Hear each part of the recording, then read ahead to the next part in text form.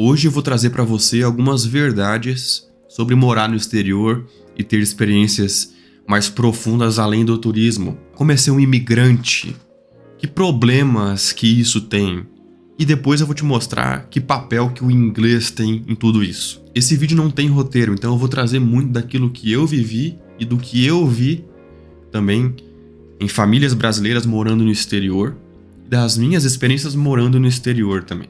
As minhas duas experiências morando no exterior foram através de voluntariado, tá? Então, eu não tive nenhum emprego, eu não tive nenhum status imigratório ilegal, e a primeira coisa começa aqui. Se a sua pretensão é morar fora do Brasil, cuidado, não se coloque numa posição onde você vai ou está propenso a se tornar um imigrante ilegal. Ah, vou lá para os Estados Unidos, fico ilegal e depois eu me legalizo, vou ver no que dá. Vou para a Europa e depois eu me legalizo no país X, no país Y. Calma aí. Esse caminho ele é perigoso. Porque as pessoas não falam muito sobre os preços que a vida cobra por esse tipo de risco. Sabe, você muitas vezes nunca nem sequer saiu do Brasil e você vai lá arriscar sua vida, vai se mudar para outro país. Você vai passar por um período de encantamento, por um período de muito choque, assim, no bom sentido, né, de lua de mel, mas você vai passar por dificuldade também, né? Ser um imigrante, muitas vezes, é não ser bem-vindo ou ter mais dificuldade de se enquadrar no mercado de trabalho, especialmente se você for uma pessoa que está lá em um status ilegal. E aqui eu não estou falando só de Estados Unidos, não, eu estou falando de qualquer outro país. Então eu já vi muitos brasileiros, muitos, que foram para a Europa, foram para os Estados Unidos, que são os focos, né? Chegaram lá em um estado, em um status ilegal ou de turismo. E aí, com o tempo, eles foram se regularizando, mas olha esse caso aqui de um cara que eu conheci, que ele está há mais de 30 anos, 32 ou 33 anos no Brasil, aliás, nos Estados Unidos. Está lá nos Estados Unidos há 33 anos. E ele nunca mais voltou para o Brasil. Não é porque ele não quis, não é porque ele não gosta do Brasil. É simplesmente porque ele não conseguiu se regularizar. E no momento que ele pisasse fora do país, ele não poderia mais voltar. Então ele teve que esperar uma filha dele, que nasceu lá nos Estados Unidos, completar 21 anos para poder entrar com a papelada. E aí poder se regularizar. E aí, você quer passar por isso? Sabe, é complicado, né? Quando a gente põe na balança essas coisas, é difícil, né? A gente ponderar, tipo... E aí, tô disposto a pagar esse preço? Conheço vários imigrantes também que estão lá há décadas, 20, 30, até 40 anos. Conheci uma senhora que eu fiquei hospedado na casa dela durante uma semana, que ela mora lá em Nova York há 40 anos. Ela tem 70 e... Ela deve ter uns 75 anos hoje em dia. E até hoje ela tá trabalhando. E ela mal consegue subir as escadas do prédio que ela mora por um problema no joelho. O que uma coisa tem a ver com a outra? Quando você vai para países de primeiro mundo e você vai prestar serviço, mão de obra, você vai ser bem remunerado. Isso é verdade.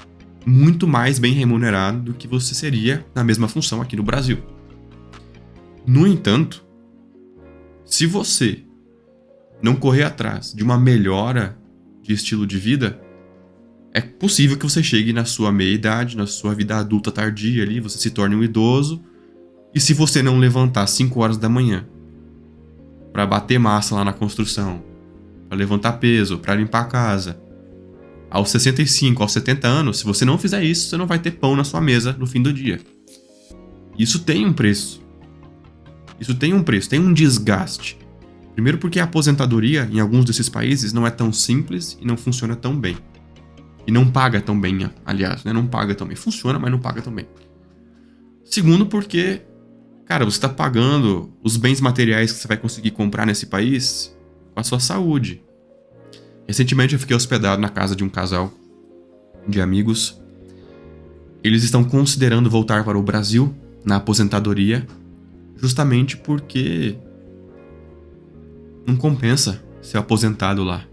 Você tem que trabalhar para manter o estilo de vida que a pessoa tem lá. Até o povo brinca, né? Ah, vou para os Estados Unidos, vou para a Europa para ser pobre premium. Tipo isso, sabe? Porque você consegue adquirir bens materiais, você consegue adquirir muita coisa. Mas a que custo, sabe? Não é só dinheiro. E aí, somado a um status migratório, talvez ilegal, distância da família, outros fatores estressores, a que custo? Eu conheci um outro cara que ele é cubano. E tem muito cubano nos Estados Unidos. Esse cara, ele nadou, aliás, numa jangada, ele remou, junto com outras pessoas, de Cuba até a orla da Flórida. Loucura, né? Parece coisa de filme e tal, mas isso acontece mesmo. Então ele tentou algumas vezes ir de jangada de Cuba até a Flórida. Não é tão distante assim, mas é uma empreitada complicada. No fim ele conseguiu, hoje ele é cidadão americano e tudo mais. Mas olha só. No meu trabalho, né, ensinando inglês para as pessoas, mostrando o caminho para as pessoas chegarem até a fluência, melhorarem, chegarem até um nível satisfatório para o uso delas, do idioma, eu levo em consideração tudo isso que eu já vi. Porque assim, qual que é a realidade da grande maioria dessas pessoas que passam por essas coisas? Elas chegam de paraquedas no país, elas não falam o idioma do país, e não é só inglês. Eu conheço imigrantes brasileiros no mundo inteiro, né? Então, poderia ser francês, poderia ser espanhol, poderia ser italiano, poderia ser árabe, que seja. Mas se a pessoa chega lá de paraquedas, ela não fala o idioma, ela já vai ter a primeira barreira no momento que ela chega no aeroporto. Você chegar sabendo o idioma, cara, te salva muito, entendeu? Te economiza tempo, economiza dinheiro, economiza dor de cabeça e também te traz oportunidades. Porque se o nativo vê que você fala o idioma dele minimamente bem, não vou nem falar fluente, minimamente bem, se você chega lá e o nativo vê que você fala o idioma dele, você provavelmente vai ter uma vantagem competitiva muito grande com imigrantes no seu status. E se você falar o idioma nativo daquele país que você está indo muito bem ou fluente, você talvez esteja competindo até com próprios nativos, sabe? Existem países que são receptivos a imigrantes e que precisam de mão de obra de estrangeiros. Se você fala bem o idioma, você já sai muito na frente. É uma desvantagem, assim, de muito prejuízo para quem não fala o idioma. E não é só inglês. Então eu tô trazendo esses pontos aqui porque é o seguinte: morar fora do Brasil tem aspectos muito positivos e eu vou trazer alguns deles aqui para vocês. Mas tem aspectos muito negativos. Inclusive eu poderia ficar falando sobre isso muito e muito tempo. Mas eu não quero me exceder muito aqui também. Alguns dos aspectos positivos é que, se aqui no Brasil você tem condições financeiras e materiais limitadas, estar em um ambiente onde essas coisas são mais acessíveis, naturalmente, você vai ter mais oportunidades de adquiri-las.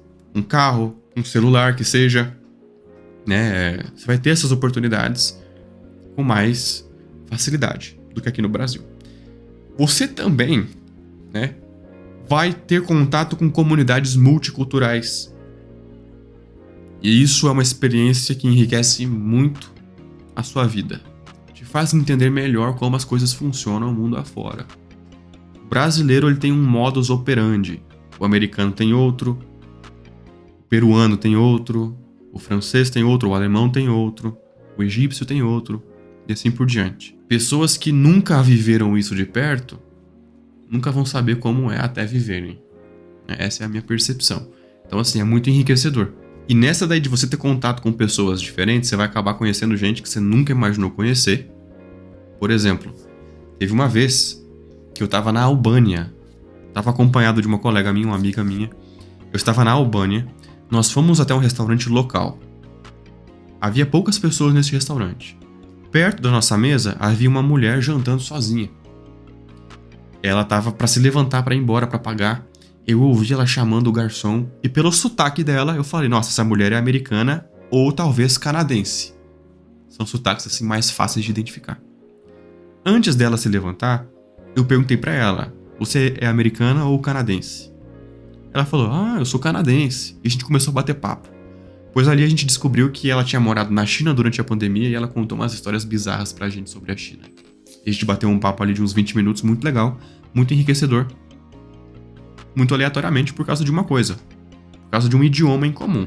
Então quando você domina um idioma em comum, você consegue se comunicar, se conectar com muito mais pessoas do que você conseguiria se você só fala português.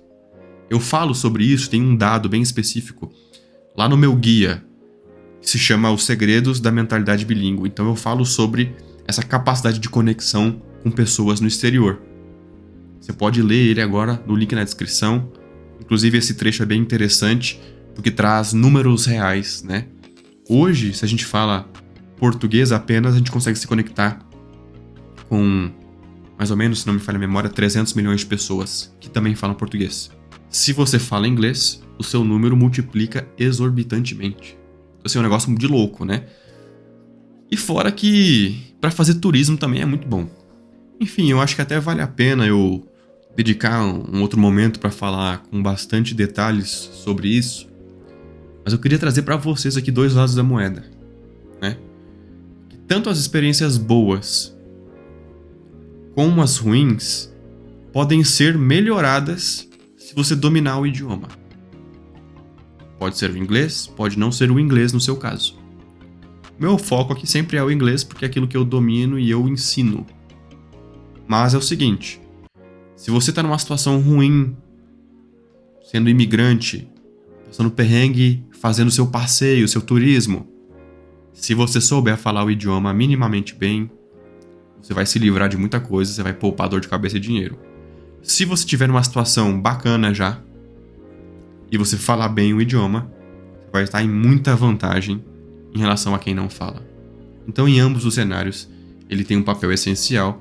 Na minha vida, eu considero o idioma o tipo de coisa que não traz prejuízo. É um investimento que só tem a somar na sua vida. Só tem a trazer mais experiências interessantes e conhecer mais pessoas. Uma rede de networking aí muito interessante que se você não tivesse, você não conseguiria. Enfim, eu espero que esse vídeo tenha despertado em você aquele desejo, aquela necessidade de investir em um segundo idioma. No inglês, principalmente. Não se esqueça. Todo bônus tem um ônus. Falar um idioma não é uma dessas coisas que tem um ônus. É isso aí. Te vejo na próxima.